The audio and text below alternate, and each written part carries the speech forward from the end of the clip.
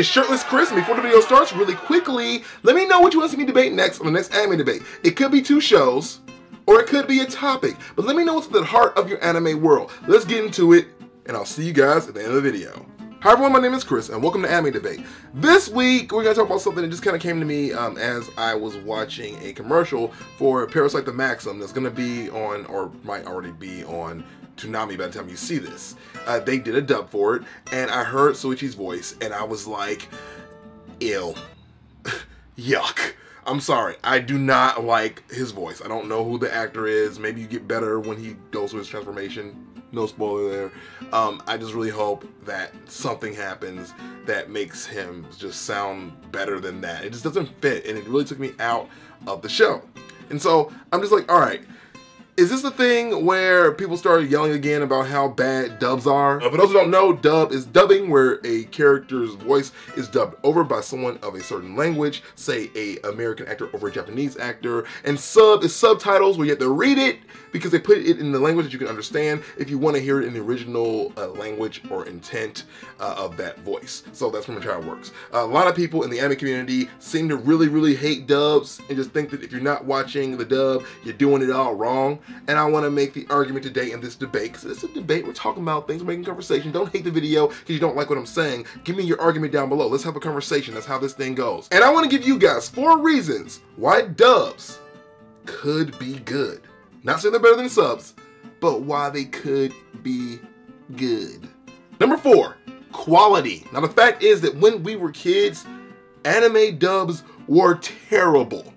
Absolutely terrible. One of the first ones I ever saw, honestly, was Speed Racer, and it was the worst thing in the world. They were like, hello, my name's Tang. I'm gonna go over here. I'm gonna do the thing. Ha ha, aha, ooh, ah. They're doing that because they're trying to purely match the mouth flaps. They do other things like localize it and try to make things American that were clearly Japanese. Like in freaking Pokemon, when they made all those rice balls into donuts. And you're like, okay, I never see a donut like that. That's weird. Okay, why are you doing that? What? Or how in Dragon Ball Z, they would make anyone that went to hell go to Home for Infinite Losers by changing their shirt. And making a lot of really just strange choices. They want to not only localize it, but also make it suitable for children. Because in Japan, there are different standards for what kids can watch. And so we watched it and go, oh man, they're really screwing this up. This is awful. And then you hear the voices and you're like, oh, that's just not good. Because they hired a lot of actors that were just getting acting at the time. And anime was one of the first jobs they could get, so they weren't really like big name people. It wasn't until much later that anime started to really reach into its own and become a true viable place for really good actors to get work. So if you're judging dubs based on previous things we've experienced in the past, you're not doing it right. Because these days, dubs are freaking really well produced. They try to keep things in their original format and stay as close as possible to the source material. It's just better now. Like when I watch Fullmetal Alchemist, both in dub and sub format, I actually prefer the dub. Those characters' voices are now iconic to me, and they just sound right. They fit the character, and they're doing it much better than ever. Ever. Number 3. Fact is, sometimes the dubs make better choices than the subs did. Now, I talked earlier about how they'll change a lot of source material. They'll make small edits here and there to localize things.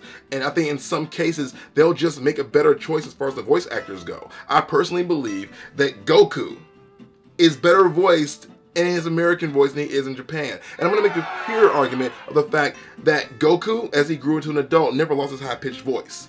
If you go back and watch Dragon Ball, you see him as a child, right? He has this really, hi everybody, I'm Goku. Then he goes into his teenage, he goes, hi everybody, I'm still Goku. Then he becomes an adult, where at this point, I think in Dragon Ball Z and Super, he's like in his 50s or 40s, and he's still like, hi everybody, I'm still Goku. If you listen to a conversation between Chi-Chi and Goku in the Japanese anime, you can't tell who's talking sometimes, because he was voiced by a woman, which is nothing wrong with that. Plenty of anime characters are voiced by women. Plenty of American characters are voiced by women. Bart Simpson and Ash Ketchum come to mind immediately, right? Nothing wrong with that at all. Those are both children as well. Just want to point that out too.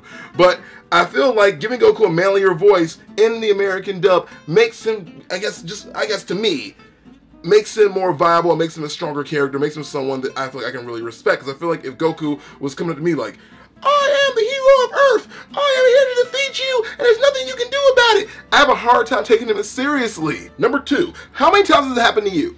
You're watching the show, you're really into it. All of a sudden, the character says something really fast, and then it's gone. And you're like, ah, crap.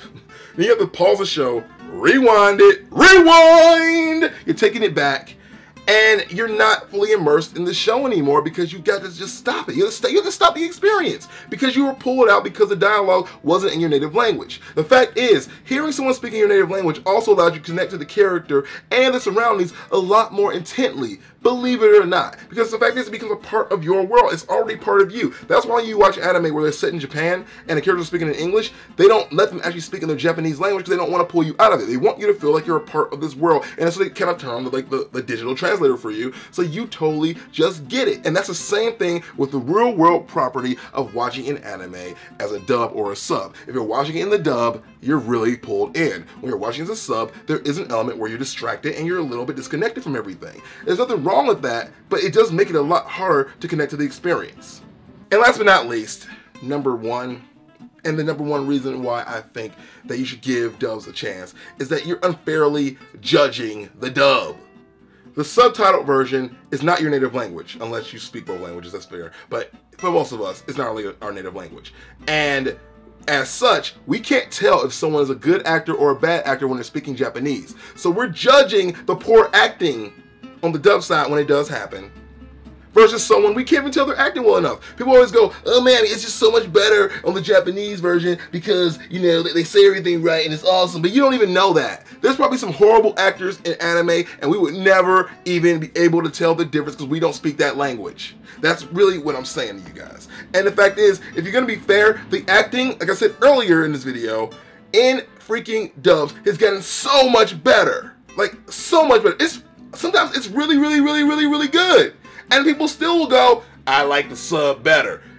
That doesn't make any sense. If you can enjoy an American property with good acting, say a movie like Inception, or a movie like Titanic, or a movie that's just a good movie in general, Pacific Rim, it's not the greatest acting movie in the world, but it's still a good movie. But if you can enjoy any of that, then you can separate yourself from the world of anime and say, hey, I can enjoy the American actor speaking and doing a good job, just as much, if not more, than a freaking subtitled property. But that's my take on it, guys, and this is a debate, so let's talk about it down below. Let me know, which do you prefer, sub versus dub, and let me know why. What is your reasoning? Because I feel like a lot of people tend to just kind of hold on to the archaic ways of the sub is better, and for a long time, for years, the sub was better, and that's absolutely true. But some people just can't let that idea go, even when faced with the hard, solid, cold, sexy facts that sometimes the dub can be superior or just as good. Well, let's dig into this, guys. Let's talk about it down below. And I'll see you next week for another anime debate. Or another Wednesday? Yeah, it's Wednesdays. Then Thursdays for something weird. That's tomorrow. I have a guest. Oh yeah. And then Monday for Nerd Motivation. I know my own schedule. Cool. Alright guys, later. It's the end of the video and I said I'd be here. Ha ha!